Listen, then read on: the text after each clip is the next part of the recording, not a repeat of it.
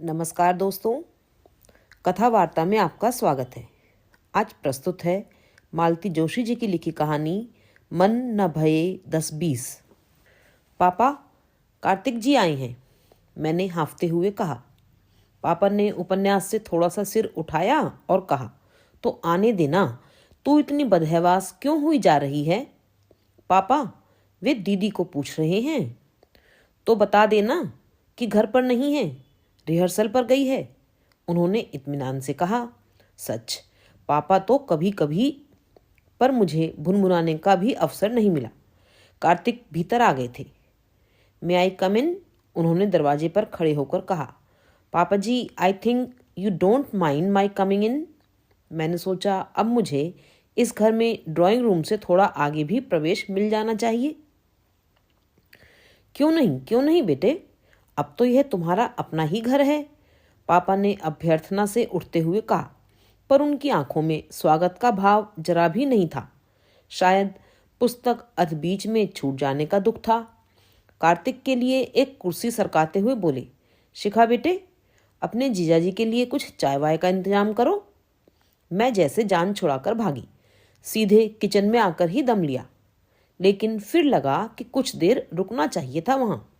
पापा का कुछ ठीक नहीं है, कभी कभी वे बहुत सच बोल जाते हैं। दीदी पर बड़ा गुस्सा आ रहा था। इतना मना किया था कि आज रविवार है, कहीं मत जाइए, पर जहां माँ शॉपिंग के लिए बाहर निकली, ये भी घर से भाग ली। जानती जो हैं कि कुछ हो जाए तो संभालने के लिए शिखा है ही। राम राम करके कॉलेज का सिल्वर जुबली फंक्शन समाप्त हुआ था। उसमें दीदी की विरोहिणी राधा खूब हिट हुई थी। उनके ससुराल वालों ने भी उनके नृत्य कौशल की सराहना की थी, पर बस उसके बाद माँ को धीरे से समझा दिया था कि अब वह किसी समारोह में भाग नहीं लेगी। एक ही शहर का मामला था, इसलिए बहुत चौकन्ना रहना पड़ता है। दीदी इतना भुनभुनाती, उनसे कहिएगा आपके घर पहुंच जाऊं तब 7 तालों में बंद करके रखें, पर अभी से इतनी बंदिश क्यों? और बंदिश क्या यहीं तक थी? सगाई के बाद जैसे प्रतिबंधों का तांता लग गया था, पहनने ओढ़ने तक की आज़ादी नहीं रह गई थी। दीदी सचमुच कभी कभी इतना घबरा जाती, कहती, कहाँ के घामड़ लोग पल्ले पड़ गए हैं, क्या दुनिया में मेरे लिए यही एक घर रह गया था?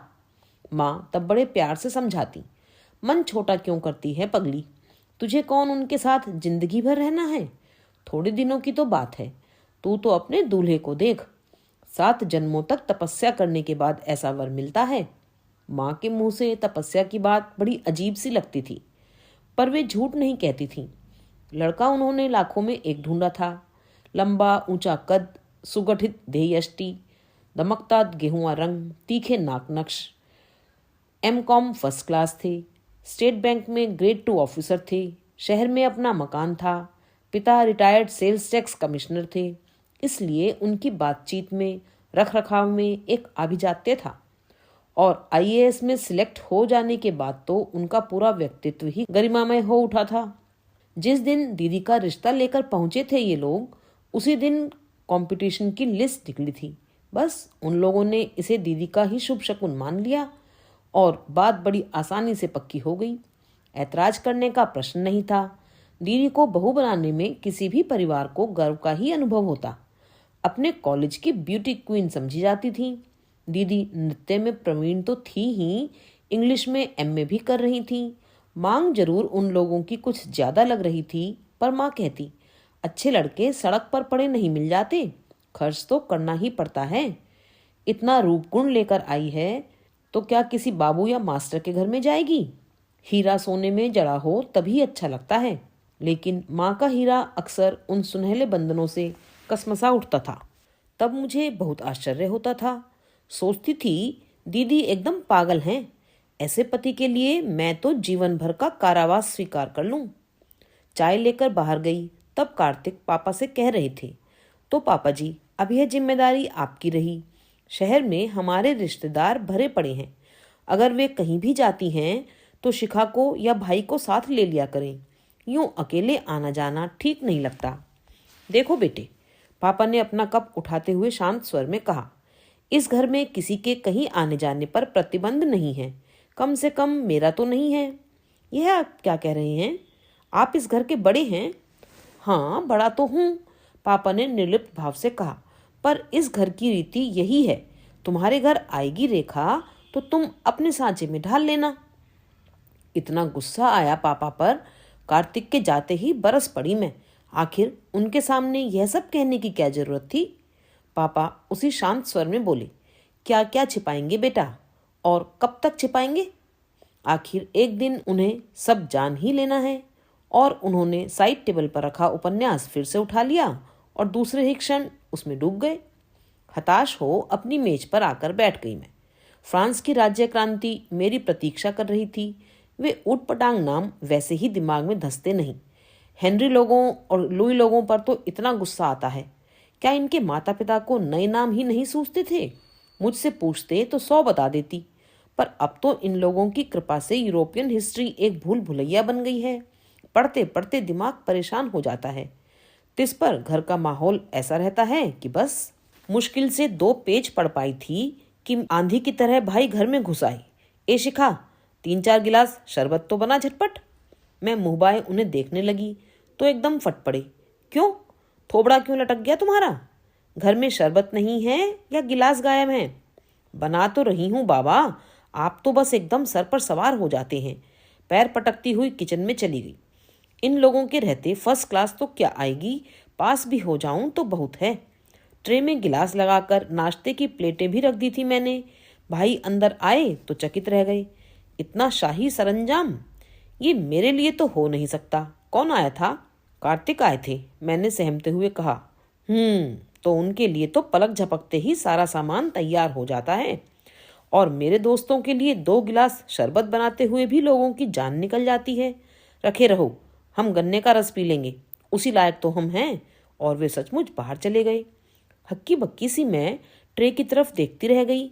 अब ये इतना सारा शरबत फ्रिज में रख दूं और माँ आकर देख लें तो घंटों चीखती रहेंगी।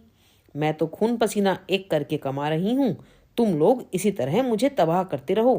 पर उठाकर नाली में फेंक देने का भी तो मन नहीं होता। पापा, शरबत लेंगे? शरबत? अभी तो चाय ली थी बेटे, अब शरबत ले लीजिए। ले आओ। पापा की आदत इतनी अच्छी है, कभी जिरह नहीं करते। चुपचाप पूरा गिलास गटक गए। एक मैंने पी लिया, शेष दिल कड़ा करके नाली में उलट दिया। वैसे मुझे इतनी चिंता करने की जरूरत नहीं थी।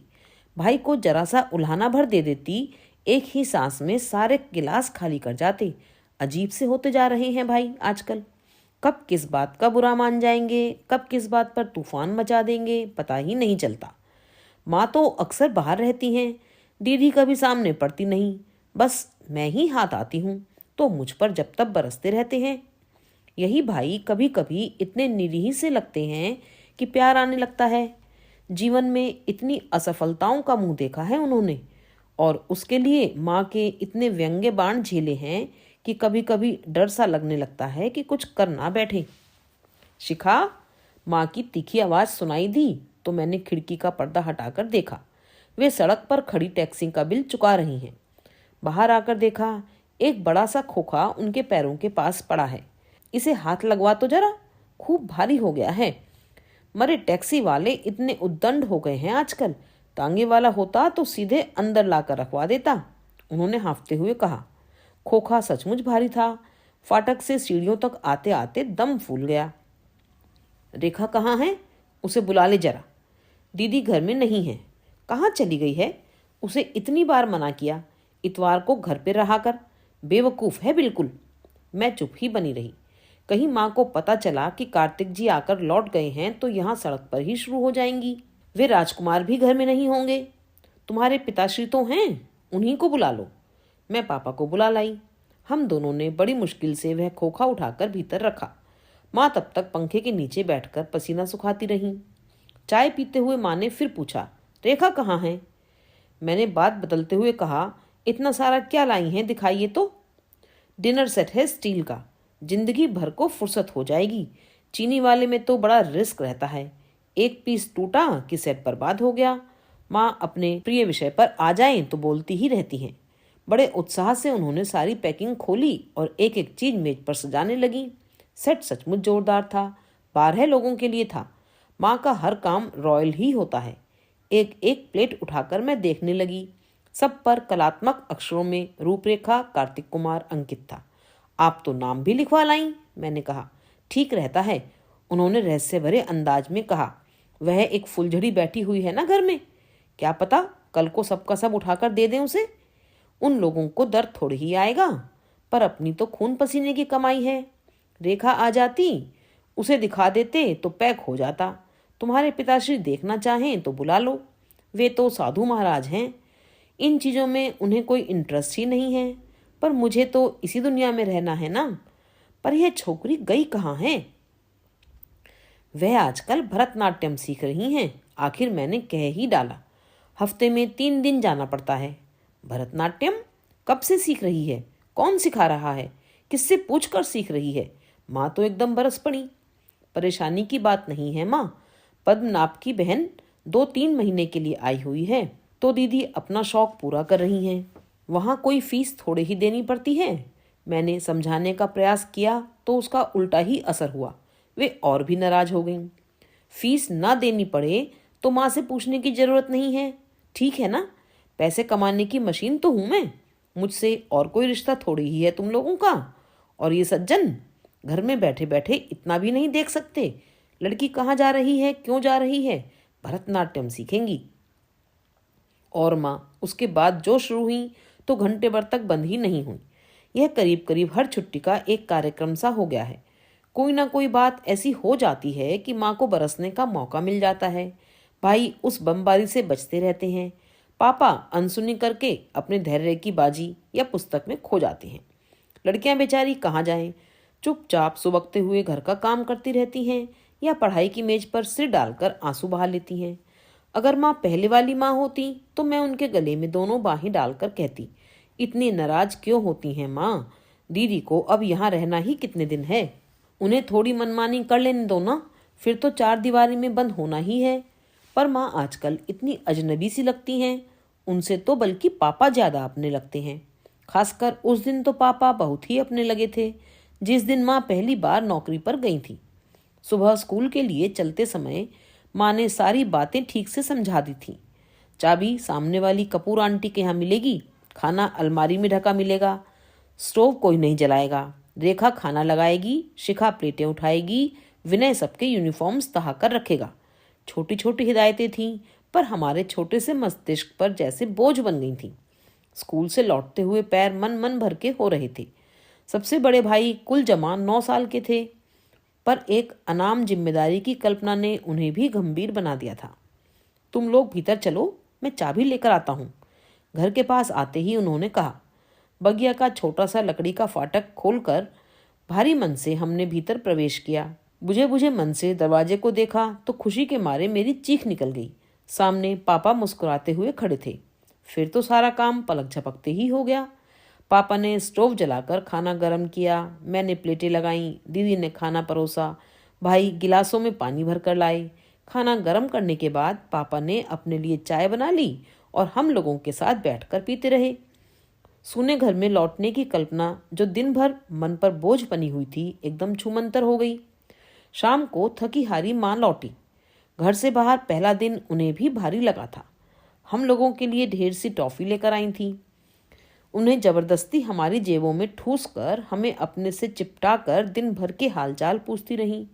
खुशी के आवेग में दीदी ने पापा की भी बात कह दी। छुपाने लायक उसमें कुछ था भी नहीं। माँ के चेहरे की मुस्कुराहट एकदम गायब हो गई। चेहरा एकदम तन गया। हम लोग सहमकर उनसे दूर हो गए। डर भी लगा, लेकिन शाम को खेलने चले गए तो सब कुछ भूल चुके थे। काश माँ भी सब कुछ भूल जाती, पर वे सारा काम करते हुए दरवाजे की ओर कान लगाए रहीं। तनी हुई मुद्रा में पापा की प्रतीक्षा करती रहीं। आप दोपहर में आए थे? आते ही माँ ने जवाब तलब किया। हाँ। क्यों? क्यों, अपने घर में आना गुनाह है क्या? लेकिन मुझे तो आप गुनहगार बना रहे हैं। तुमसे कुछ कहा मैंने? कहा तो नहीं, पर इतनी दूर से घर आने का एहसान क्यों? मैंने किसी पर एहसान एहसान नहीं किया, अपने बच्चों के लिए आया था। रोज आऊंगा, पापा ने कुछ दृढ़ स्वर में कहा और मुंह हाथों निकल गए। बच्चे बच्चे बच्चे, माँ जैसे पागल हुई जा रही थी। जब देखो बच्चों की बात उठाएंगे। क्या मुझे कोई ममता नहीं है, चिंता नहीं है? और बच्चे क्या इन्हीं के अनोखे हुए हैं? आज शहर की 90% औरतें नौकरी करती हैं, गोद के बच्चों तक को छोड़कर जाती हैं। उनके यहाँ कोई तूफान नहीं होता। मेरे बच्चे तो फिर भी बड़े हैं, पर इन्हें आत्मनिर्भर होने का कोई मौका दे तो कोई। अगर लोग बाग इसी तरह दुश्मनी निकालते रहे तो ये बौने के बौने रह जाएंगे। माँ पता नहीं कितनी देर तक बड़बड़ाती रहीं। पापा बाथरूम से निकलकर कमरे में चले गए और हम तीनों रजाई में दुबककर खाने के बुलावे की प्रतीक्षा करते रहे। यह पहला मौका तो नहीं था, पर हर बार मुंह का स्वाद उतना ही कसैला हो जाता था। कितने दिनों से घर में यही नाटक चल रहा था। विनोद कंस्ट्रक्शंस में पापा की अच्छी भली नौकरी थी, गुजारे लायक मिल ही जाता था, पर माँ को संतोष नहीं था। सोचती थी कंपनी वाले पापा की प्रतिभा का फायदा तो उठा रहे हैं, पर ठीक से मुआवजा नहीं दे रहे। माँ की जिद के कारण पापा को आखिर नौकरी छोड़नी ही पड़ी। अब 2 साल से पापा सदर में दफ्तर खोलकर बैठे हुए हैं। पापा के पास प्रतिभा थी, अनुभव था, हिसाब किताब की क्षमता थी, पर प्राइवेट बिजनेस में इतने से नहीं चलता। 4 लोगों से मेल मुलाकात चाहिए, गट्स चाहिए, डेयरिंग चाहिए और चाहिए पूंजी। कम से कम इतनी पूंजी तो हो कि घाटा उठाने की हिम्मत बंधे। पापा यही मात खा गए थे और घर में असंतोष की पहली चिंगारी तभी फूटी थी। तब तो यह सब जानने की उम्र नहीं थी। तब तो यही समझी थी कि पापा की नौकरी चली गई है, इसलिए माँ को नौकरी करनी पड़ रही है। पास पड़ोस में भी यही सुन पड़ता था। दूसरे दिन भी पापा ने ही दरवाजा खोला था, पर पहले दिन की खुशी आज आधी रह गई थी। भाई ने धीरे से कहा भी, पापा अब तो हम लोग बड़े हो गए हैं, अपने आप खा लेंगे, आप इतनी दूर मत आया कीजिए। ना बेटे, स्कूल से लौटकर अपने आप खाना खाने में कितना दुख होता है, इसे मैं बहुत अच्छी तरह जानता हूँ। मेरी तो खैर मजबूरी थी, पिता का साया सिर पर नहीं था, पर तुम्हें यह दुख क्यों दूं? बचपन की बात करते करते पापा का स्वर अक्सर भीग जाया करता था। बहुत कम जानते थे हम, बस यदा कदा मूड आता तो कुछ बता देते थे। उन कभी कभार सुनी हुई बातों से मन में एक खाका बना लिया था हम लोगों ने। उसमें पापा थे, एक बुआ थी और दादी माँ थी। पापा के बाबूजी तो उन्हें 2 साल का छोड़कर ही चल बसे थे। दोनों बच्चों को लेकर दादी माँ अपने भाई के पास चली गई थी। वहीं उन्होंने 8वीं की परीक्षा दी, ट्रेनिंग ली और फिर दोनों बच्चों को लेकर नौकरी के लिए निकल पड़ी थी। दादी माँ को मैंने नहीं देखा, भाई के जन्म के कुछ दिन बाद ही चली गई थी। बुआ तो शायद बहुत पहले बचपन में ही चल बसी थी। पापा के स्नेहहीन बचपन की एकमात्र साथी थी उनकी जिज्जी। कैसा लगा होगा उनकी मृत्यु पर? पापा बहुत कम बोलते अपनी जिज्जी के विषय में। शायद उन्हें उतना कुछ याद भी न रहा हो। बहुत वर्षों बाद पापा ने अपनी बहन की करुण अंत कथा सिर्फ मुझे सुनाई थी। 16-17 वर्ष की कच्ची उम्र में जिज्जी से कोई अक्षम्य अपराध हो गया था। पापा हाई स्कूल के विद्यार्थी थे उन दिनों। बहन के अपराध की गंभीरता को समझने की उम्र भी नहीं थी, फिर भी रोष से सुलग उठे थे वे। उसी आवेश में माँ की बताई हुई दवा शहर से तुरंत ही ले आए थे। बहुत तेज दवा थी। बुआ 3 दिन मछली की तरह छटपटाती रही थी। वे दादी के साथ निर्विकार भाव से उन्हें मौत के मुंह में जाते हुए देखते रहे। बदनामी के भय से डॉक्टर तक को नहीं बुलाया। अपनी उन्हीं अपराधीन बहन को अग्नि देते समय उनका किशोर मन कांप कांप गया। सारे आरोप प्रत्यारोप तो मृत्यु के साथ ही बिला गए थे। बच रहा था एक भयानक एहसास, एक अपराध बोध कि जिज्जी अपनी मौत नहीं मरी, उनकी हत्या की गई है और उस हत्याकांड में उनका भी बराबर का हिस्सा है। बहन की यह कलंक गाथा पापा ने माँ को कभी नहीं सुनाई। मुझसे ही कैसे कह गए, आश्चर्य होता है। उन दिनों मैं अपना एक पैर तुड़वाकर बिस्तर में कैद हो गई थी। माँ ने 15-20 दिन की छुट्टी ले ली थी। फिर कभी मेहरी के, कभी पड़ोस वाली आंटी के भरोसे मुझे छोड़कर काम पर जाने लगी थी। ज़्यादा छुट्टी लेना संभव भी नहीं था। खिड़की के पास लगे बिस्तर पर बैठकर मैं हसरत से सड़क का नज़ारा देखा करती। कैलेंडर को देखकर प्लास्टर खुलने का दिन गिना करती। तब पापा अवतीर्ण हुए थे, दोस्त बनकर, मित्र बनकर। अपने साथ वे ढेर की ढेर पत्रिकाएं ले आते। उनमें फिल्मी भी होती, बच्चों वाली भी होती। कहते इससे मन हल्का रहता है।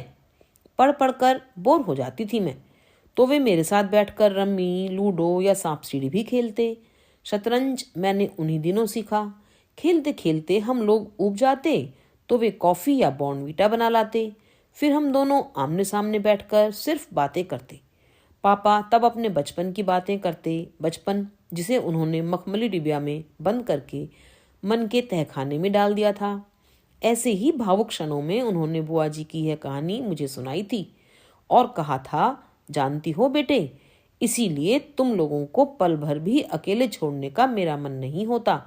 दुनिया में सभी लोग तो सज्जन नहीं हैं और तुम लोग अभी कितनी नासमझ हो, पर तुम्हारी माँ को यह सब समझाना कितना कठिन है।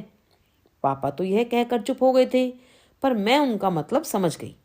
उन दिनों माँ ने जैसे हमें सब विषयों में पारंगत करने की कसम खा ली थी। सितार, कथक, स्विमिंग, बैडमिंटन, कोई विषय नहीं छूटा था। क्लास में भी रिजल्ट अच्छा खासा रखना पड़ता था। अंग्रेजी और गणित के लिए बराबर ट्यूशन लगी हुई थी।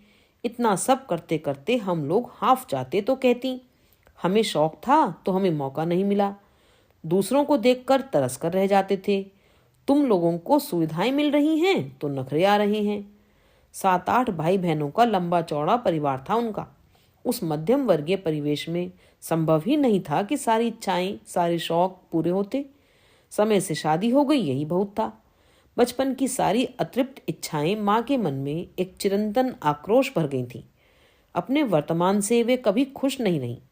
सुनहले भविष्य के लिए उनका असीम आग्रह पारिवारिक जीवन को नरक बनाने पर तुला हुआ था। उन दिनों पापा मेरी बीमारी के कारण दिन दिन भर घर में बैठे रहते। इसी बात को लेकर अक्सर दोनों में झड़प हो जाती। एक दिन तो हद हो गई। दफ्तर से लौटते ही माँ सीधे मेरे कमरे में चली आईं। मुझसे हालचाल भी नहीं पूछा, एकदम तिक्त स्वर में पापा पर बरस पड़ी। इसका बहाना लेकर कब तक आप घर में बैठे रहेंगे? मैं यहाँ वहाँ से क्लाइंट जुटाकर भेजती हूँ तो आपके दफ्तर में ताला पड़ा मिलता है। लापरवाही की भी हद होती है। कम से कम 4 घंटे तो बैठा करिए। बेकार में हर महीने इतना किराया जा रहा है। पापा ने उस समय तो कोई उत्तर नहीं दिया। अच्छा ही हुआ। मेरी 2 सहेलियां तबीयत देखने आई हुई थीं। उनके सामने तमाशा नहीं हुआ। पर दूसरे ही दिन उन्होंने ऑफिस हमेशा के लिए छोड़ दिया। सारा सामान घर ले आए। बरामदे में एक पार्टीशन लगवाकर बोर्ड टांग दिया। माँ सिर पटक कर रह गई। सच ही था, उतने किराए में उतनी मौके की जगह दोबारा मिलना असंभव था। पर पापा टस से मस नहीं हुए। माँ के लिए भुनभुनाते रहने का एक स्थायी कारण जुट गया था। रोज की चकचक से हम लोगों में तो इतनी दहशत भर गई कि संगी साथियों को घर पर बुलाना ही छोड़ दिया। भाई उस साल पहली बार फेल हुए थे। संगीत की स्वर लहरियां मुझे हौले से आकर जगा गईं। कहीं से सुप्रभातम आ रहा था। रजाई से सिर निकालकर देखा, बाहर घुप अंधेरा था। प्रभात अभी कोसों दूर था। अपनी उनिंदी आंखों को थोड़ा और कष्ट दिया। तब देखा दीदी अपने 2-in-1 को हृदय से लगाए निस्पंद पड़ी हैं। ध्यान से सुनने पर गीत भी समझ में आ गया। विनय पत्रिका की शिव स्तुति थी। कर्नाटक शैली में गाई जा रही थी। कंबु कुदेन्दुम कर्पूर गौरम शिवम। संगीत मुझे भी अच्छा लगता है, पर समय समय से। वह यह थोड़े ही कि आधी रात से उठकर शुरू हो गए। मैंने हाथ बढ़ाकर टेप बंद कर दिया तो दीदी की तंद्रा टूटी। दुष्ट, उन्होंने हाथ में चिकौटी भरते हुए कहा। सोने दो यार, क्या आधी रात में रागमाला लेकर बैठ गई? मैंने कहा, आधी रात नहीं है, 4 बज रहे हैं, जरा ध्यान से सुन लो। खास तुझे सुनाने के लिए टेप कर लाई हूँ। मजबूरन सुनना ही पड़ा। नया सेट किया है? हाँ। फिर किसी प्रोग्राम का चक्कर तो नहीं है? कार्तिक जी मना कर गए हैं। प्रोग्राम के लिए मना किया है, सीखने पर तो कोई बंदिश नहीं है ना। लेकिन व्यर्थ में करने से क्या लाभ है दीदी? नृत्य 4 दीवारी में बंद रखने की विद्या तो है नहीं। 4 दीवारी में बंद रहने की अभी कसम तो नहीं ली है ना मैंने, दीदी ने तैश में कहा और फिर एकदम भावुक होकर बोली। उसके सीखने में भी एक आनंद है शिखी, इतना ग्रेस है इस नृत्य में। सच, रेणु दीदी को नाचते हुए देखती हूँ तो अपना इतने सालों का सीखा कथक व्यर्थ लगने लगता है। दीदी एक निश्वास लेकर कैसेट से खिलवाड़ करती रहीं और फिर वही गीत बज उठा जो अभी रजत जयंती समारोह में बहुत सराहा गया था। श्याम सो हमारी राम राम कहियो। दीदी की भावाभिव्यक्ति उस समय देखते ही बनती थी। थोड़ा सा दक्षिण भारतीय पुट लिए पद्मनाभ का मखमली स्वर और भैरवी की भाव प्रवण स्वरावली। सच, आंसू निकल आए थे मेरे तो। दीदी की मुंदी पलकों पर इस समय भी कुछ बूंदें चमक रही थी। शायद वे लौट गई थीं अपनी विरहिणी राधा की भूमिका में। गीत समाप्त होने के बाद भी उनकी तंद्रा नहीं टूटी। मैंने ही बटन ऑफ किया। He is an angel really, उन्होंने जैसे अपने आप से कहा। कौन? यही पद्मनाभ। कभी कभी मुझे लगता है शिखी कि कोई शापग्रस्त गंधर्व ही मेरे लिए इस पृथ्वी पर आ गया है। वह भी शायद यही सोचता हो। क्या? यही कि कोई शापग्रस्त अप्सरा उसके सुरों पर थिरकने के लिए धरती पर उतर आई है। सच, तू भी यह सोचती है? उस दिन पद्मनाभ भी यही बात कह रहा था। दीदी, कहीं तुम इमोशनली इन्वॉल्व तो नहीं हो? पता नहीं शिखा, पर मैं इतना जानती हूँ कि वह व्यक्ति मेरे हर कदम पर फूल की तरह बिछ जाना चाहता है। और एक तुम्हारे कार्तिक हैं। तुम्हें नहीं लगता शिखा कि माँ अपनी झूठी प्रतिष्ठा के लिए मेरी बलि दे रही हैं? माँ की बात छोड़ो दीदी, तुम अपने मन का तो पता करो। तुमसे बिना पूछे तो कुछ हुआ नहीं है। यही तो, कभी कभी अपना ही मन कैसी अबूझ पहेली बन जाता है। सगाई से पहले मैं जानती ही नहीं थी कि मेरे जीवन का केंद्र बिंदु क्या है। धक से रह गई मैं। यह क्या कह रही हैं दीदी? कहीं माँ ने सुन लिया और मेरी आंखों के सामने माँ का उस दिन का तांडव घूम गया। दीदी को चाहे अपने मन की बात बहुत बाद में पता चली हो, पर लगता है माँ ने उनका मन बहुत पहले ही पढ़ लिया था। तभी तो वे इतनी व्यग्र हो उठी थी। नहीं तो हम लोगों के कहीं आने जाने को लेकर उन्होंने कभी टीका टिप्पणी नहीं की। उनका अपना बचपन बहुत सी बंदिशों में बीता था। अपने उसी कुंठाग्रस्त बचपन का प्रतिशोध मानो इस तरह लेती थी वे। पर दीदी की सगाई के साथ उनके मन में छुपी बैठी परंपरावादी माँ बाहर आ गई थी।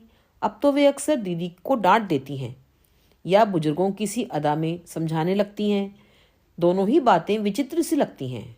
एक बात कहूँ दीदी, कहो, Padmanabh is no match for Kartik. उन दोनों की कोई तुलना नहीं है। तुलना कर भी कौन रहा है? यह तो अपनी अपनी पसंद है। फिर भी एक बात कहूंगी, पद्मनाभ पति के रूप में तुम्हें कभी खुश नहीं रख पाएगा। क्यों?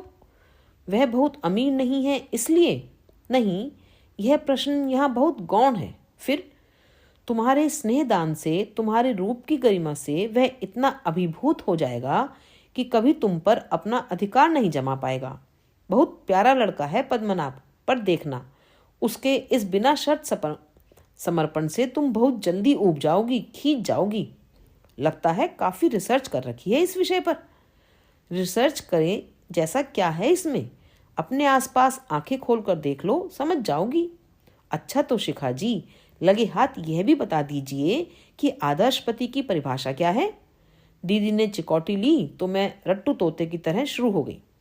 आदर्श पति वह है जो अपनी पत्नी से हाथ भर ऊंचा हो और उसे सदा अपनी नाक के नीचे रखे। प्यार में हो या तकरार में, उसका पलड़ा सदा भारी रहे। अपने समर्थ कंधों पर वह पत्नी की सुरक्षा का, सुख सुविधा का, भरण पोषण का भार उठा सके। जो बस बस बस, समझ गई। तुम्हारा यह आदर्श पति ठीक कार्तिक का हमशक्ल है और तुम दोनों एकदम 16वीं सदी से चले आ रहे हो। तुम दोनों, दीदी ने अनजाने ही कह दिया था, पर मन में जैसे जल तरंग बज उठी। कल्पना में अपने को कार्तिक की बगल में खड़ा करके देखा और दूसरे ही क्षण सारा संगीत थम गया। दीपावलियां बुझ गईं। दीदी के सामने अपनी ढेरों विसंगतियां याद आने लगीं और हल्का सा मोच खाता अपना दाहिना पांव भी। लोग यूं ही कहते हैं कि पितृमुखी कन्या भाग्यवान होती है। क्या इसी को भाग्य कहते हैं कि आदमी सपने देखते हुए भी सहम जाए? कॉलेज से लौटी तो देखा घर में खूब हंगामा मचा हुआ था। माँ दफ्तर से असमय लौट आई थी और भाई और दीदी के साथ जमकर बहस हो रही थी। सभी चीख चीख कर अपना पक्ष प्रस्तुत कर रहे थे। कुछ देर तक शांति से सुनती रही, तब जाकर उस हड़बौंग का सिर पैर समझ में आया। दीदी के मौसेरे जेठ मास्को से आए हुए थे। उनके साथ उनकी रूसी पत्नी भी थी। दोनों दीदी को देखने को उत्सुक थे। शाम को सब लोग आ रहे थे। दीदी गुस्से में बड़बड़ा रही थी, मेरा अच्छा खासा तमाशा बना रखा है इन लोगों ने। हर तीसरे दिन कोई चला आ रहा है। खानदान ना हुआ, मुगलिया सल्तनत हो गई। तुझे क्या करना होता है? माँ बोली। तैयार होकर सामने बैठना भर होता है। जरा मेरी तो सोच, 4 चीजें लानी हो तो बाजार मुझे जाना है। घर ठीक करूंगी तो मैं ही। तेरे पापा ढंग के कपड़े पहनकर बाहर बैठ भी जाएं तो गनीमत है। औरों का तो सवाल ही नहीं उठता। प्लीज मम्मी, भाई एकदम गरजे। बेकार में झूठ ना बोलिए। जब भी मौका पड़ा है मैं ही कुलियों की तरह सामान ढोता फिरा हूँ। आज भी जो बता देंगी करूँगा। पर मैं पूछता हूँ, हर बार इतना शाही सरंजाम क्या जरूरी है? तेरी जेब से तो कुछ जा नहीं रहा ना? मेरी जेब इस लायक कभी नहीं बनेगी, मुझे मालूम है। फिर भी पूछने का हक तो है। बहुत ऊंची उड़ान भरी है माँ आपने, निभाते निभाते दम फूल जाएगा। तो मंशा क्या है तेरी? उसे भी किसी भट्टी में फेंक दूं? जिंदगी भर जलती रहेगी मेरी तरह। माँ, कुछ करना हो तो बता दो जल्दी से, ये बातें बाद में भी होती रहेंगी, मैंने तिक्त स्वर में कहा। तब जाकर वह महाभारत थमा। फिर वही हाय तौबा शुरू हो गई। सोफे के कवर्स बदले जा रहे हैं, दीवान की जगह बदली जा रही है, नए पर्दे लग रहे हैं, क्रॉकरी चमकाई जा रही है, नाश्ते का सामान बनाया जा रहा है, और भाई बेचारे बाजार के चक्कर लगाकर बेहाल हुए जा रहे थे। माँ को पल पल में कुछ न कुछ याद आ रहा था। कभी कभी मुझे लगता है, भाई बोले, यह लोग किसी न किसी बहाने या तो जासूसी करने आते हैं या हमारी परिस्थिति का मजाक बनाने। भाई ठीक ही कह रहे थे। पिछली बार दीदी की फुफेरी सास को लेकर उनकी ननद आई थी तो देर तक कप प्लेटों की उलट पुलट करती रही। माँ ने दूसरे दिन ही नया सेट मंगवा लिया। एक बार दीदी के ससुर अपने किसी मित्र के साथ आए थे। दीदी की शकुंतला की विदाई वाली बड़ी सी फोटो ड्राइंग रूम में लगी थी। इतनी पुरानी फोटो थी, दीदी के हाई स्कूल के जमाने की, पर उसे भी वहां से हटाने के निर्देश मिल गए थे। एक बार बिना किसी सूचना के आधम के थे ये लोग। दीदी उस समय छत पर बाल सुखाती हुई पड़ोस की कांति दीदी से बतिया रही थी। उस पर भी आक्षेप उठाया गया। समझ ही में नहीं आता था कि ये लोग आधुनिक हैं या पुरातन पंथी। अगर पुरातन पंथी हैं तो रोज रोज समझाने में आने की क्या तुक थी। माँ इस समय भी बहुत परेशान थी। दफ्तर में फोन करके उन्हें उन मेहमानों की सूचना दी गई थी। तब माँ पापा को लेकर बाकायदा निमंत्रण देने गई थी। वहां दीदी की सास ने उन्हें कई बार कई तरीकों से बताया था कि नवीन और नताशा शादी में नहीं रहेंगे, और माँ पसोपेश में थी कि उन्हें शादी का नेक अभी ही दें या हटाओ भी। माँ, वह कोई खूसट हिंदुस्तानी बुढ़िया है जो नेक वेक की बात समझेगी? इतना जोरदार स्वागत कर रहे हैं हम लोग, इससे ज्यादा की तो उन्हें आशा भी नहीं होगी। पर वह खूसट बुढ़िया साथ में रहेगी ना? और माँ ने हमारे मना करने पर भी 51 रुपए के 2 लिफाफे तैयार कर लिए थे। महीने की 22 तारीख को इतनी रकम भी भारी पड़ गई थी। सारा बजट गड़बड़ाया जा रहा था, पर मजबूरी थी। हमारी आपाधापी से बेखबर दीदी चुपचाप तैयार होती रहीं। उन्होंने लाल और काले फूलों वाला सलवार सूट पहन लिया था, हल्का सा मेकअप करके एक ढीली चोटी डाल ली थी। वे बहुत उदास लग रही थीं, उदास भी और सुंदर भी। साड़ी वाड़ी पहनो, माँ ने देखा तो डांट दिया। हम अपने घर में बैठे हैं, जैसे हैं ठीक हैं, दीदी ने मुंह फुलाकर कहा। कहीं वह महारानी हुई साथ में तो होंगी तो आंखें बंद कर लेंगी। अब हमारा दिमाग मत खाइए, नहीं तो हम सीधे मैक्सी पहनकर बैठ जाएंगे। हाँ, दीदी ने दो टूक फैसला सुना दिया तो माँ चुप हो गई। मुझे लगा दीदी विद्रोहिणी बनती जा रही हैं। माँ ने ज्यादा तंग किया तो मुंह उठाकर कह देंगी, मारो गोली शादी को, हमसे यह गुलामी नहीं होगी। माँ भी इस बात को समझती हैं शायद, तभी ना चुप हो गई। हेलो गर्ल्स, एम आई ऑल राइट? पापा ठीक 4:30 बजे तैयार होकर बाहर आ गए। कभी कभी ही सूट पहनते हैं पापा, पर बड़े स्मार्ट लगते हैं। भाई आप भी तैयार हो जाइए ना, मैंने कहा। हम ऐसे ही ठीक हैं, भाई ने कुर्ते की बाह से माथे का पसीना पोंछते हुए कहा। हमें तो बैरागिरी करनी है, साहब बहादुर को हमसे बात तो करनी नहीं है। बेकार कपड़ों की क्रीज खराब क्यों करें? अपनी योग्यता बढ़ाओगे नहीं और फिर इसी तरह इंफीरियोरिटी कॉम्प्लेक्स में सड़ते रहोगे। प्लीज माँ, मैंने कहा तो माँ चुप हो गई। पर उतनी देर में भाई का चेहरा कितने ही रंग बदल चुका था। ठीक 5 बजे कार्तिक की गाड़ी दरवाजे पर थी। मैं कमरे में तैयार हो रही थी। उत्सुकतावश खिड़की से झांक कर देखा तो वे अकेले ही थे। एडवांस गार्ड बनकर आए होंगे शायद, यहाँ की व्यवस्था ठीक ठाक करने के लिए। जल्दी से चेहरे पर पाउडर का एक हाथ फेर कर मैं किचन में आ गई। सब कुछ एकदम तैयार था, बस मेहमानों के आने भर की देर थी। तभी सुना, वे पापा से कह रहे थे, नवीन भैया से मिलने बहुत सारे लोग आ गए थे घर पर। माताजी बोली रेखा को यहीं ले आओ। परम पूजनीय माताजी के एक आदेश से दिन भर की दौड़ धूप व्यर्थ हो गई थी। 150 रुपयों का भुर्ता बन गया था। अपमान, घोर अपमान से सुलग उठी मैं। भाई की ओर देखा तो उनका चेहरा भी तमतमा आया था। मैं जाऊं माँ? दीदी जब पूछने के लिए आई तो वे एकदम फट पड़े। जाओ और यह सब कबाड़ भी साथ लेती जाओ, बुढ़िया के सिर पर पटक मारना। बड़ी मुश्किल से माँ ने उनके मुंह पर हाथ देकर उन्हें चुप कराया। दीदी माँ के साथ बाहर के कमरे में गईं और दूसरे ही क्षण लौट आईं। अब क्या हुआ, मैंने पूछा। होना क्या था, मैंने तो पहले ही कहा था कि साड़ी पहन लो, अच्छा नहीं लगता। पर यहाँ तो सब अपनी मर्जी के मालिक हैं ना, माँ बुदबुदाई। उस समय माँ को बुरी तरह घुड़क देने वाली दीदी अब चुपचाप कपड़े बदलने चली गई थी। जरा उनके पास बैठ तो बाहर, तेरे पापा तो उठकर चले गए हैं। ठीक तो था, पापा नहीं सह पाए होंगे यह अपमान, कोई भी नहीं सहेगा। मेरे जाते ही वे उठने को हुए और एकदम संभल गए। मैं समझा रेखा है। दीदी तैयार हो रही हैं, मैंने सपाट स्वर में कहा।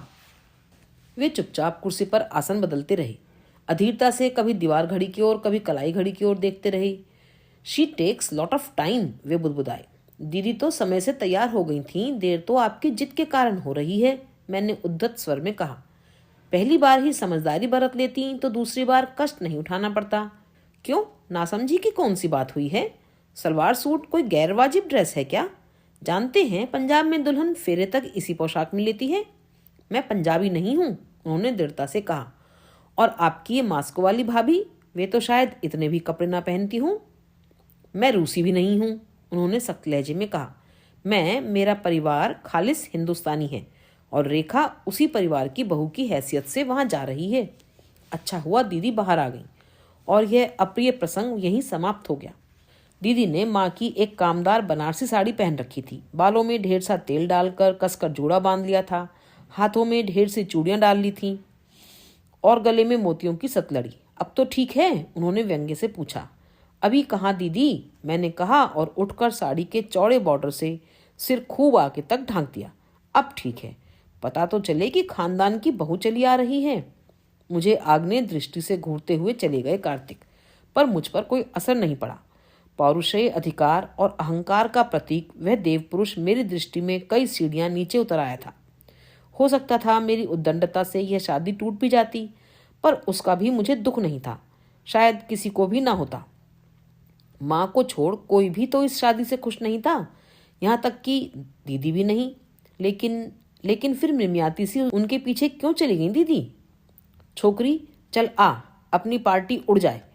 मैंने चौंक कर देखा, भाई ने पूरी सेंट्रल टेबल प्लेटों से भर ली है और सोफे पर पालथी मारकर बैठ गए हैं। बहुत अच्छे मूड में लग रहे थे, जबकि मेरा अपना मूड एकदम ऑफ हो रहा था। भाई का मन रखने के लिए मैं भी एक कुर्सी लेकर बैठ गई। सबसे पहले मैंने रसगुल्ला उठाया, मेरी फेवरेट डिश थी, पर मुंह में रखते ही उसका स्वाद कड़वा हो गया। दिन भर की दौड़ धूप याद आते ही मेरा पारा फिर चढ़ने लगा। भाई, मैंने तैश में कहा, ये पीली कोठी वाले आखिर हमें समझते क्या हैं? वे हमें संसार का सबसे निकृष्ट जीव समझते हैं, भाई ने शांति से एक समोसा गपकते हुए कहा। अगर हम इतने ही निकृष्ट हैं तो हमारे यहाँ रिश्तेदारी करने की जरूरत ही क्या थी? मैं इस तरह ताव खा रही थी जैसे सामने दीदी के ससुर ही बैठे हों। देखो शिखा, बात यह है कि छोटे घर की बहू लाने में बड़ी सुविधा रहती है। सुविधा? हाँ, एक तो सुंदर सी बहू मिल जाती है, फिर वह और उसके घर वाले जिंदगी भर दबे दबे रहते हैं। क्यों दबे रहेंगे? कोई उनके घर का खा रहे हैं। सच, दीदी पर इतना गुस्सा आ रहा था आज। एक बार तो अकड़ जाती, उन्हें भी तो पता चलता कि हम में भी कुछ स्पार्क है। गूंगी गाय की तरह चली गई चुपचाप। तू होती तो तू भी चली जाती। मैं, माई फुट। आत्मसम्मान भी कोई चीज होती है भाई। होती क्यों नहीं, पर उससे भी बड़ी एक चीज होती है सुरक्षित भविष्य। होती होगी, पर अपना सम्मान देकर कोई उसे खरीदता नहीं। अभी छोटी है ना तू, थोड़ी समझ आ जाएगी तो जान जाएगी कि किसी भी कीमत पर यह सौदा महंगा नहीं है, किसी भी कीमत पर। और दीदी इतनी बड़ी कीमत चुका रही हैं। सिर्फ आत्मसम्मान ही नहीं, उन्होंने तो अपना सब कुछ दांव पर लगा दिया है। भाई, मैंने कहा, जानते हैं दीदी ने एक दिन क्या कहा था? कह रही थी कि माँ अपनी झूठी प्रतिष्ठा के लिए मेरी बलि दे रही हैं। शिखा, भाई ने शांत भाव से केला छीलते हुए कहा, तूने कभी किसी बलि पशु को इतने इत्मीनान से वेदी की ओर जाते देखा है? अपनी पांचों बहनों में माँ सबसे सुंदर थी। अब भी उनके रूप की आभा वैसी ही है। परिस्थितियां या चढ़ती आयु उसे जरा भी धुंधला नहीं कर पाई हैं। लेकिन नाना जी इतने बड़े आदमी नहीं थे कि उनकी अपार रूप संपदा के साथ न्याय कर पाते। अपनी समझ से उन्हें खाते पीते घर के इकलौते डिप्लोमाधारी बेटे से ब्याह कर वे संतुष्ट हो गए थे। पिता की इस अक्षमता को माँ कभी क्षमा नहीं कर पाई। जब भी कभी प्रसंग छिड़ता वे निशंक होकर अपना आक्रोश उगल देती। हम लोग सुनने वाले ही हतप्रभ रह जाते। इसलिए जैसे माँ ने कसम ले ली थी कि वे अपने बच्चों के साथ इस तरह का अन्याय नहीं होने देंगी। दीदी के लिए तो उन्होंने बरसों पहले से कहना शुरू कर दिया था कि देखना, उसके लिए ऐसा दूल्हा लाऊंगी कि सब देखते रह जाएंगे। और माँ ने अपना कहा सच करके दिखाया। पर इधर कुछ दिनों से उनका आत्मविश्वास डगमगाने लगा था। बाजार इतना ऊंचा चढ़ गया था कि एस्टीमेट बार बार गड़बड़ा रहा था। फिर सगाई से शादी तक का फासला बेवजह लंबा खिंचता जा रहा था। उसे निभाते हुए माँ के छक्के छूट रहे थे। रस्मों रिवाज निभाने में कितने रुपए फूंक गए थे उसका तो कुछ हिसाब ही नहीं था। और फिर वहां से नित नए सुझाव, नए संकेत मिल रहे थे। लगता था इससे तो अच्छा था हार्ड कैश तय हो जाता, एक मुश्त देकर छुट्टी पा जाते। पापा शुरू से इस संबंध के विरुद्ध थे, पर माँ ने आदित्य मामा की सलाह से यह रिश्ता पक्का किया था। उन्हीं की बैंक में कार्तिक थे और मामा जी जानते थे कि लड़का होनहार है। वैसे भी आदित्य मामा की बात इस घर में सदा पत्थर की लकीर थी। गुणी आदमी थे, हर समस्या का समाधान उनके पास था। यूं तो बहुत दूर दराज के भाई थे, पर एक ही शहर में होने से अपनापन बहुत था। फिर भी कभी कभी लगता कि माँ का उनके प्रति भक्ति भाव कुछ ज्यादा ही हो जाता है। भाई तो बहुत चिढ़ते, पिकनिक का प्रोग्राम हो या सिनेमा का, मामा जी साथ हैं तो भाई घर पर ही रह जाएंगे। अगर मामा जी का परिवार खाने पर आ रहा है तो भाई दिन भर बाहर रहेंगे। अगर पढ़ते हुए कोई यह कह भर दे कि पत्रिका मामा जी के यहाँ से आई है तो ऐसे छोड़ देंगे जैसे जलता हुआ अंगार हो। पिछले दिनों माँ ने 2-4 बार दबी जुबान से कहा था, हायर सेकेंडरी फर्स्ट क्लास है तुम्हारा। आदित्य कह रहे थे कि बैंक में छोटी मोटी पोस्ट पर लगाए लेते हैं, फिर परीक्षाएं देते रहना। भाई सुनते ही एकदम बिफर उठे थे।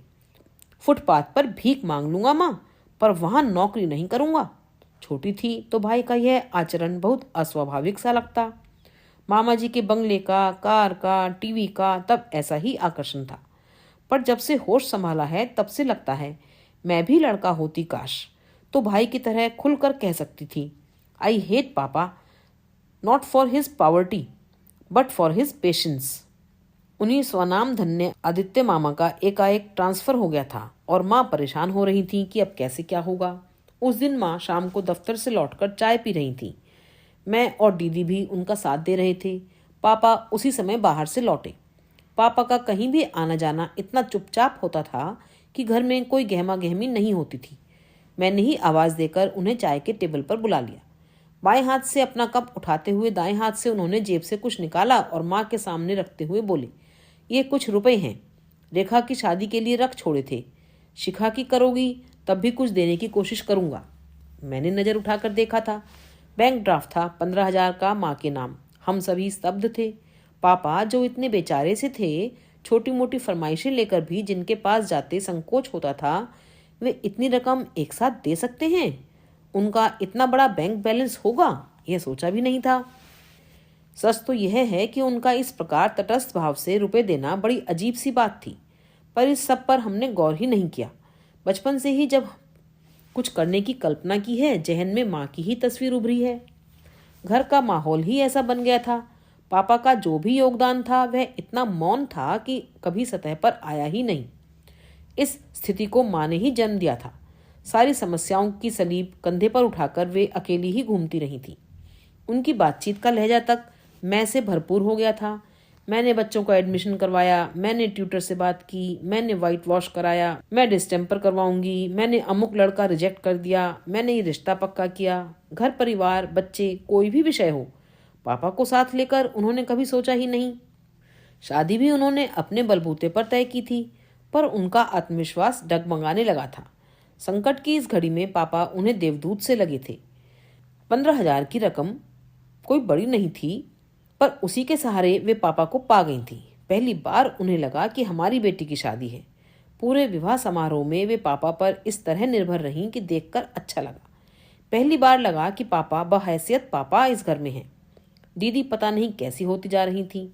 घर में इतनी इतनी बातें हो रही हैं, पर उन्हें जैसे किसी से कुछ सरोकार ही नहीं।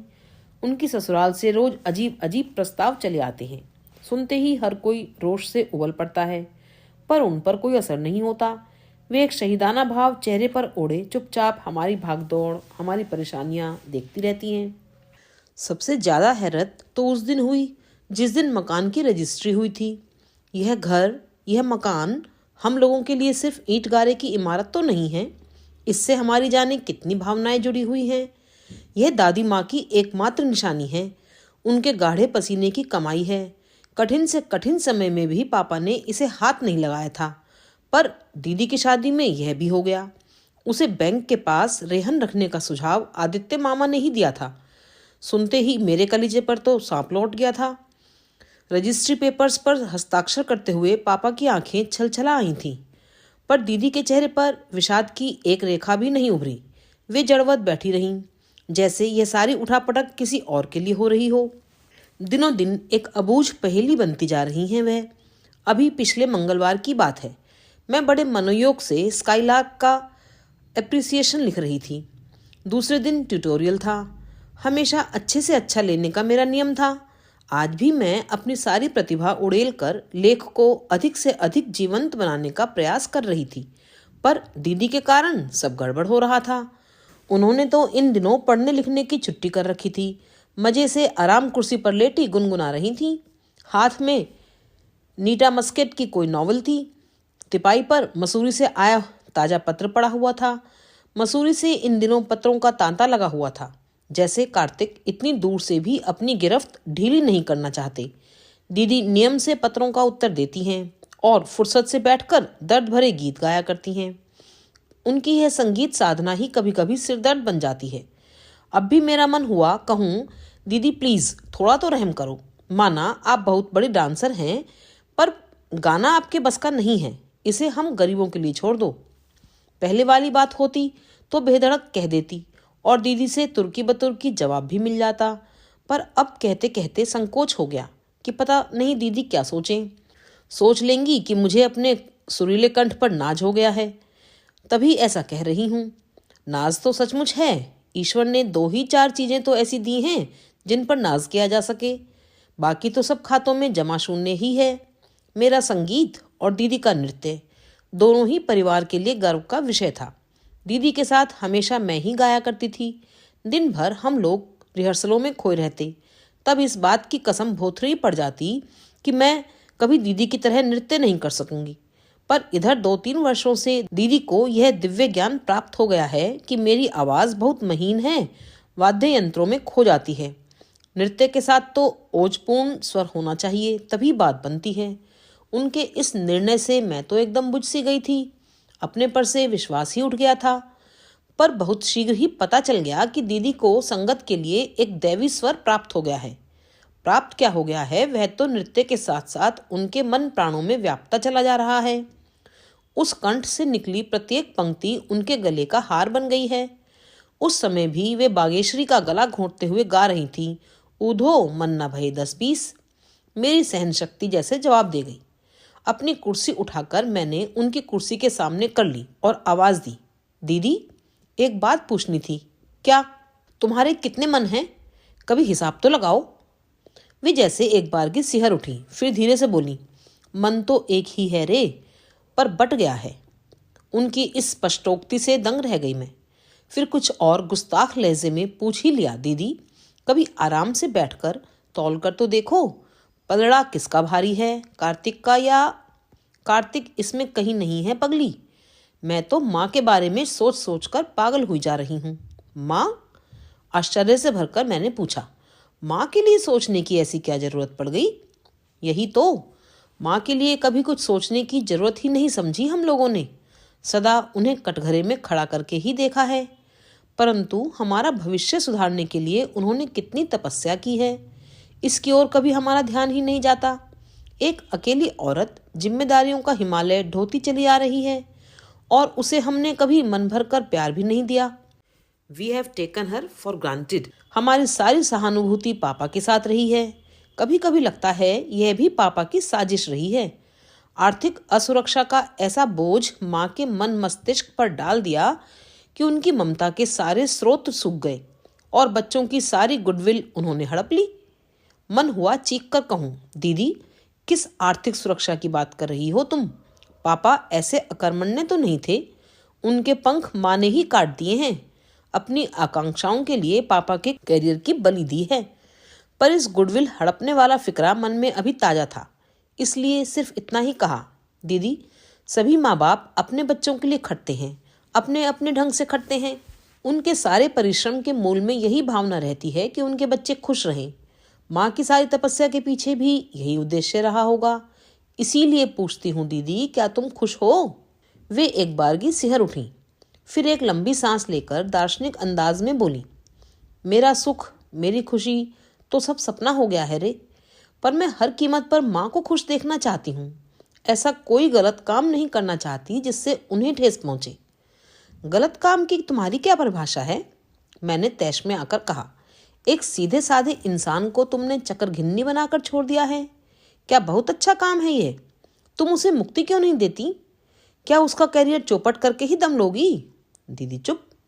और एक वे साहब बहादुर हैं, बड़े विद्वान बनते हैं। पता नहीं ईश्वर ने उन्हें आंखें भी दी हैं या नहीं। तुम्हारी बातों में, तुम्हारी हंसी में, तुम्हारे पत्रों में छिपा हुआ झूठ वे एक बार भी नहीं पकड़ पाए। आश्चर्य होता है।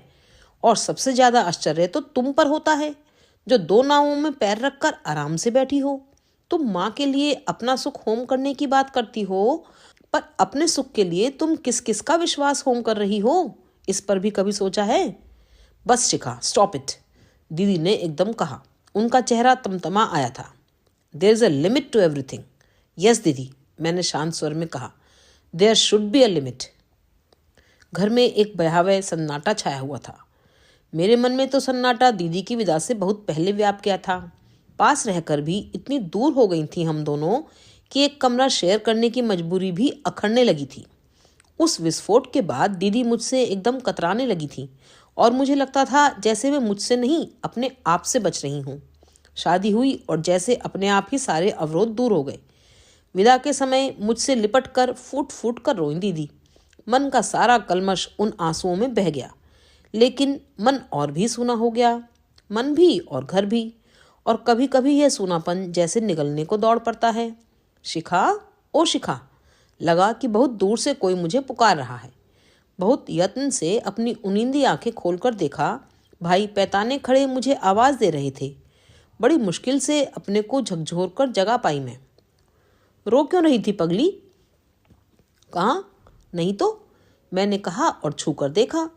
पलकों की कोरें अब भी गीली थी। किताब लेने कमरे में आया तो देखा तेरी तो हिचकी बंध रही है। दीदी की बहुत याद आ रही है।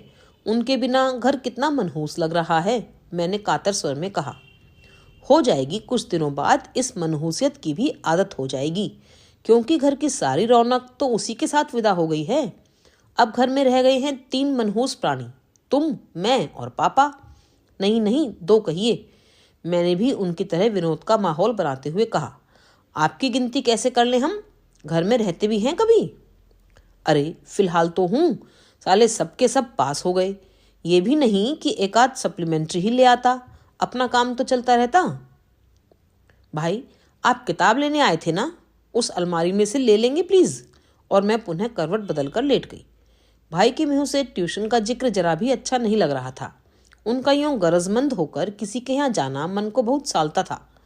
सच तो यह था कि अब तक हम में से किसी को यह भी पता नहीं था कि भाई ट्यूशन भी करते हैं। सब लोग सोचते थे कि वे या तो क्रिकेट खेलने यहाँ वहाँ चले जाते हैं या दोस्तों के साथ कॉलेज कैंटीन में बैठे रहते हैं। इससे ज़्यादा जानने की जरूरत भी नहीं समझी। राज तो तब खुला जब शादी पर भाई ने दीदी को आनंद शंकर के एक LP का उपहार दिया। तब माँ पापा को यह एहसास हुआ कि फीस को छोड़कर महीनों से भाई ने कुछ मांगा नहीं है। इस एहसास को लेकर माँ दिन भर उदास रहीं और पापा का स्वर बार बार तरल हो आया था। Hello Padmanabh, how do you do? मैं हड़बड़ाकर उठ बैठी। पद्मनाभ? और यहाँ इस कमरे में? मुड़कर देखा, दोनों हाथ कमर पर रखे भाई अलमारी के सामने खड़े मुस्कुरा रहे हैं। पद्मनाभ की स्टील फ्रेम जड़ी फोटो जवाब में मुस्कुरा रही है। दीदी छोड़ गई हैं, मैंने मरीसी आवाज में कहा। जाते समय इससे लिपट कर खूब रोई होंगी। कैसी बात कर रहे हैं आप? मैंने तड़प कर कहा और आंखों के सामने वह सारा दृश्य तैर गया। भाई झूठ नहीं कह रहे थे। आपको इस तरह किसी की भावनाओं का मखौल नहीं उड़ाना चाहिए। मैंने बेमतलब दीदी की वकालत करते हुए कहा। मखौल कहाँ उड़ा रहा हूँ बाबा, मैं तो हकीकत बयान कर रहा हूँ, वे बोले। उत्तर में मैं चुप ही बनी रही। तो फिर बोले, नाराज हो गई क्या? सॉरी, याद ही नहीं रहा कि मैं परम श्रद्धेय दीदी की शान में गुस्ताखी कर रहा हूँ, जो कभी माफ नहीं की जा सकती। लकी गर्ल, कैसे कैसे भक्त जोड़ लिए हैं कि कोई उसकी अनुपस्थिति में भी आलोचना नहीं कर सकता। यहाँ तो जिंदगी भर खाक छानते रहे, एक भी ऐसा नहीं मिला। और लोग बाग हैं कि सामने भी फप्तियां कसना नहीं भूलते। पीछे जो कहते होंगे उसका तो ईश्वर ही गवाह है। भाई, यह सब कुछ बिल्कुल मजाकिया लहजे में कह गए थे, पर आखिर में उनकी आवाज़ भीग सी गई थी। सच भाई, कभी कभी इतने बेचारे से लगते हैं कि उन पर प्यार आ जाता है। मैंने फिर बात का रुख बदल देना ही ठीक समझा। कहा, भाई हम लोग नाहक बड़े हो गए हैं, बच्चे ही बने रहते तो कितना मज़ा आता। तब यह जाति की, समाज की, भाषा की दीवारें पग पग पर हमारा रास्ता नहीं रोकती। इन चार दीवारियों में तब यूं दम ना घुटता। भाई ने अपनी पसंद की 2-4 पत्रिकाएं चुन ली थीं। उन्हें लेकर वे मेरे पास पलंग पर बैठते हुए बोले, तू क्या पद्मनाभ के लिए यह सब कह रही है? यही समझ लीजिए। क्या तू सोचती है कि पद्मनाभ तमिल भाषी न होता तो रेखा उससे विवाह कर लेती? क्यों नहीं करती क्या? इसी तरह 3rd डिविजनर एमए होता, इसी तरह एक पार्सल क्लर्क का बेटा होता तो कभी नहीं करती। और आज भी अगर पद्मनाभ में कुछ भी संभावनाएं होती तो जाति और भाषा की ये दीवारें अपने आप ढह जाती। न माँ को एतराज़ होता, न रेखा को। भाई, कभी कभी आप बहुत बहुत कड़वा सच बोल जाता हूँ, यही ना? माँ ने कार्तिक का रिश्ता जिस ढंग से हथिया लिया, रेखा जिस स्थित प्रज्ञ भाव से घर की तबाही देखती रही, उससे और क्या निष्कर्ष निकलता है? वैसे दीदी पूरे 6 महीने तक बड़े असमंजस से झूलती रही हैं, मैंने कहा। यह असमंजस, यह अनिश्चय ही तो उसकी कहानी कह जाता है। उसकी आस्था में जरा भी बल होता तो इतने सोच विचार की जरूरत ही क्या थी? प्रेम कभी मध्य मार्ग नहीं अपनाता। इट इज आइदर यस और नो। तो यह सब कुछ छलावा था? नहीं, छलावा नहीं था, भाई ने कहा और उठ बैठे। पीठ पर हाथ बांधकर कुछ देर तक कमरे में चहलकदमी करते रहे। फिर उसी चहलकदमी करते हुए बोले, जानती हो शिखा, ये बड़े आदमियों की बीवियां ऐसा एकाध प्रेम प्रसंग पाल लेती हैं, अच्छा रहता है। कभी वक्त बेवक्त उदास होने के लिए एक कारण मिल जाता है। अत्यधिक सुख से जब मन बेस्वाद हो जाता है तो थोड़े से आंसू बहाने से राहत मिल जाती है। बड़ा कारगर नुस्खा है यह। भाई जैसे अपने आप से बोल रहे थे। मेरी समझ में नहीं आ रहा था कि मुझे क्या कहना चाहिए। और शिखा, ये लोग एक एक सहेली भी रख छोड़ती हैं। ये उनके लिए कस्टोडियन का काम करती हैं। कस्टोडियन मतलब संरक्षिका। सारे प्रेम पत्र, उपहार, फोटो उसे सौंप दिए जाते हैं। उनका अपना घर बेदाग रहना चाहिए। जब कभी थोड़ी बहुत याद आने लगे तो सहेली के यहाँ चले जाएं, मन बहला लिया। और सहेली जिंदगी भर यही बेगार क्या करे? पूरी बात तो सुना करो। हमेशा यह स्थिति थोड़ी ही रहती है। 2-4 साल बाद नई जिंदगी का रंग मन पर चढ़ने लगता है। पिछली बातें बेवकूफ़ी सी लगती हैं। तब यह उदारमना महिला अपनी सहेली से कहती है, आज से मैं अपना प्रियतम तुम्हें सौंपती हूँ। मेरे भाग्य में इसका सुख नहीं लिखा था। ईश्वर ने शायद तुम्हारे लिए ही इसे बनाया है। तब सहेली क्या जवाब देती है? जवाब क्या देगी? साफ कह देती है कि प्रेम अपनी जगह है, करुणा अपनी जगह। मुझे इस आदमी से सहानुभूति है, इसका अर्थ यह तो नहीं कि मैंने भी यही कहा था। भाई चलते चलते एकदम रुक गए। क्या कहा? मैंने भी यही जवाब दिया था। माय गॉड, यानी कि रेखा जी इतनी अधीर हो उठी थी कि हनीमून से लौटने तक भी सब्र ना हो सका। खैर, तुमने जवाब अच्छा दिया। बेचारी रेखा कितनी निराश हुई होगी तुम्हारा 2 टूक जवाब सुनकर। भाई के व्यंग्य को अनसुना कर मैंने बताया, मुझसे कुछ नहीं कहा। पद्मनाभ को पत्र लिखा है। क्या लिखा है? यही कि शिखा बहुत प्यारी लड़की है। ईश्वर ने उसके साथ एक अन्याय कर दिया है, पर उसकी भरपाई भी खूब की है। तुम दोनों मिलकर एक अलौकिक संगीत की सृष्टि कर सकोगे। और वह गधा यह सब तुम्हें सुनाने चला आया। भाई की मुट्ठियां एकदम कस गई थी। उसका कोई दोष नहीं है भाई, मैंने उन्हें शांत करते हुए कहा। दीदी ने हजार कस्में जो दे रखी थी, और अभी तो सब कुछ इतना ताजा है कि यह बात टाल नहीं सकता। चुपचाप पत्र पकड़ा कर चला गया। और तुम्हारा जवाब? वह मैंने डाक से भेज दिया। लिख दिया कि माँ बाप ने बहुत सोच समझकर दीपशिखा नाम दिया है मुझे। मैं चुपचाप जीवन भर जलती रहूंगी, पर किसी की दया की भीख मुझे मंजूर नहीं है। इरादा तो दीदी को ही लिखने का था, पर उसका रंगभंग क्यों किया जाए। पर इतना सब कहते कहते आवेग से मेरा गला भर आया। भाई, क्या सचमुच इतनी दयनीय हूं मैं? तत पगली, उन्होंने कहा और मुझे अंक में भर लिया। बड़ी देर तक मेरे बालों पर, मेरी पीठ पर हाथ फेरते रहे। भाई का यह स्नेहिल स्वरूप मेरे लिए एकदम नया था, पर उनकी यह निःशब्द सांत्वना भी तो मुझसे झेली नहीं गई। पता नहीं मन कैसा हो गया। कोई प्यार भी करता है तो मुझे उसमें दया की, करुणा की बू आने लगती है। वह ऐतिहासिक पत्र देखेंगे? बहुत हौले से अपने को अलग करते हुए मैंने कहा। रहने दे, उसमें देखना क्या है? अपनी पुस्तकें समेटते हुए वे बोले, यही सब तो लिखा होगा कि मैं अपने प्यार को यथार्थ के क्रूर थपेड़ों से बचाना चाहती हूँ। मेरे मन के तहखाने में इसे सुरक्षित रहने दो। प्रेम को शाश्वत रखने का इन लोगों का यह अच्छा तरीका है, पर जरा कठोर है ना? और भाई कमरे से बाहर चले गए। मैंने दराज खोलकर दीदी का वह पत्र निकाला। बड़ी सुपर फाइन अंग्रेजी में लिखा था। मैं जयदेव की पद्मावती बनना चाहती थी। कल्पना की आंखों से रोज देखती थी कि संयुक्ता और रघुनाथ पाणिग्रही की तरह हमारी जोड़ी भी रोज कीर्ति के नए शिखर चूम रही है। पर मैं जानती हूँ सभी सपने सच नहीं होते। सत्य कल्पना से कोसों दूर होता है। जीवन पथ पर सब फूल ही नहीं बिछे मिलते। तब क्या मोहभंग के उन क्षणों में मैं तुम्हें प्यार कर पाऊंगी? मुझे अपने ऊपर इतना विश्वास नहीं है, लेकिन जिससे इतना प्रेम किया है उससे घृणा करने लगूंगी, यह कल्पना भी दहशत पैदा करती है। भाई बिना पढ़े कैसे जान गए सब? और जैसे दिमाग में एकाएक कुछ कौन गया। भाई के चेहरे पर पुती वेदना, उनकी आंखों का सूनापन, उनके स्वर का भीगापन, सभी जैसे एक साथ अपना इतिहास कह उठे। कैसी मूर्ख थी मैं! कितने आत्म केंद्रित हैं हम सब। दिन रात एक भट्टी सी सुलग रही है उनके मन में, पर किसी को आंच तक नहीं आती। मन हुआ दौड़कर उनके पास पहुंच जाऊं। वे अपने कमरे में नहीं थे। इतनी धूप में छत या आंगन का सवाल ही नहीं था। तभी पापा की केबिन से टाइपराइटर की खटपट सुनाई दी। जाकर कनखियों से देखा। शून्य में ताकते हुए भाई मशीन से खिलवाड़ कर रहे हैं, पर उस खिलवाड़ में भी लगातार एक ही नाम टंकित होता चला जा रहा है। भाई! आवाज पर एकदम चौंक उठे वे। मशीन पर लगे कागज को अनदेखा सा करते हुए मैं पास खड़ी हुई। भाई, एक बात कहनी थी। क्या?